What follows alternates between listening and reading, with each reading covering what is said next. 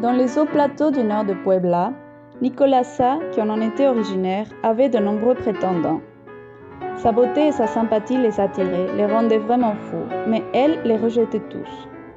Vivant et stupide, laid et hideux, petit et nain, calme et antipathique, pauvre et appauvri, pas ignorant et illettré, viril et efféminé, absolument tous.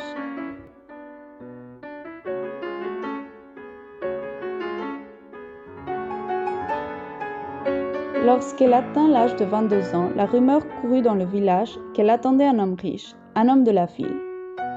Le prêtre la confessait, le médecin l'examinait, la sorcière l'exorcisait, son père la menaçait, sa mère la fait chanter et son frère la ridiculisait, mais en vain. Elle voulut fuir et fut empêchée de le faire. Elle choisit le silence et fut harcelée. Elle voulut devenir religieuse et fut vilipendée. Même l'Église ne la soutint pas. Sa vie était un enfer, ses jours un supplice, ses nuits un tourment. À l'école, le directeur et les professeurs l'harcelaient. Dans la rue, il la prenait à partie. À la maison, il la maltraitait. Par un beau dimanche, elle fit une surprise. Elle s'est enfuie. À l'aube, lorsque les premiers coqs ont chanté et que les premiers chiens ont aboyé, elle était apparemment déjà trop loin. Il ne pouvait pas la rattraper.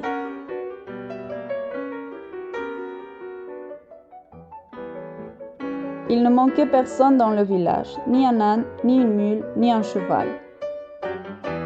Ni camion, ni voiture, ni vélo. Comment et avec qui était-elle partie? Pour se rendre à l'endroit où passait le bus, il fallait emprunter un mauvais chemin de terre, en camion ou à cheval, pendant au moins 2 heures, et à dos de mule ou d'âne pendant 3 heures et demie. Et à pied, sans parler de la marche, le trajet prenait plus de 7 heures à un rythme soutenu. Mais non, ce n'était pas possible. Ils la cherchèrent partout, à l'école et à l'église, à la cantine et aux écuries, à la salle de billard et à la pharmacie, à la boulangerie et dans les 5 petites boutiques où se trouvaient les putes et les religieuses. Mais non, elle n'apparaissait pas, elle n'était pas dans la communauté. 2, 3, 4 jours passèrent, certains la pleurèrent, d'autres se confessèrent, mais nulle part on n'entendit parler d'elle. Les quelques voyageurs qui venaient au village disaient ne rien savoir, personne ne l'avait vue. Alors 1 semaine plus tard, elle fut présumée morte, et le prêtre s'éleva à une messe à laquelle tout le village était convié. Pas un seul prétendant ne manquait, ni le plus propre, ni le plus malodorant.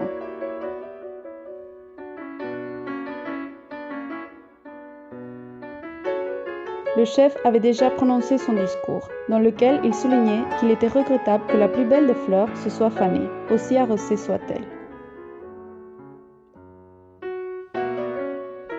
Le prêtre, inspiré, prêcha, disant qu'elle avait été la plus aimée, la plus respectée du village, qu'elle était une sainte.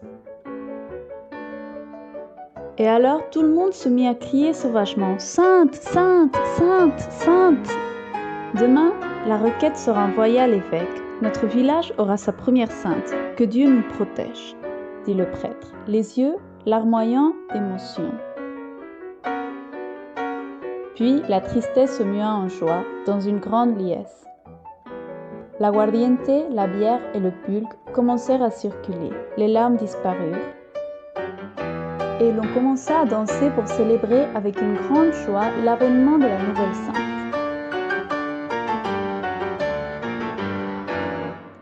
Les réjouissances étaient à leur comble. Beaucoup tombaient ivres.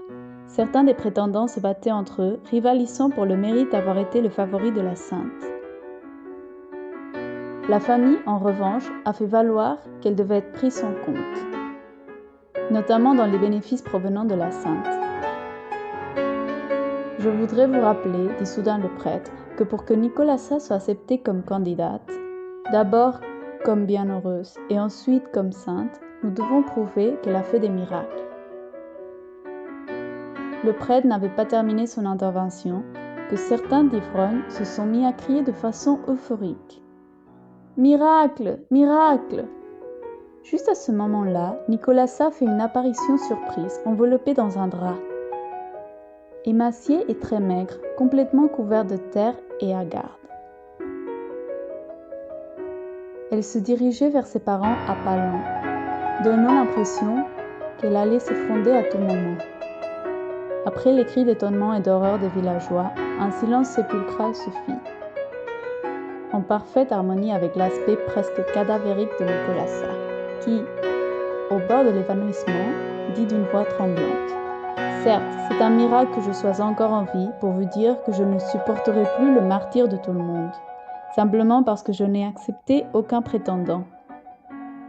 Je n'ai pas quitté le village, je me suis caché dans le seul endroit où je savais que vous ne me chercheriez pas, le cimetière, où je me suis à moitié enterrée pendant une semaine entière, seulement visitée par que quelques chiens, que je remercie pour leur compagnie et leur silence complice. Je pensais que je ne me releverais jamais, mais j'ai décidé de venir vous dire que je n'ai accepté aucun prétendant parce que j'aime les femmes. » Après ces mots, elle s'est évanouie. Elle a rendu son dernier souffle et ne s'est jamais relevée.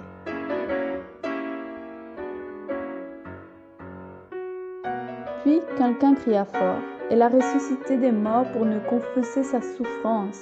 C'est une sainte, nous tenons déjà le miracle, c'est une sainte. » Personne n'a fait écho à ces mots, même le soleil était couvert d'onde.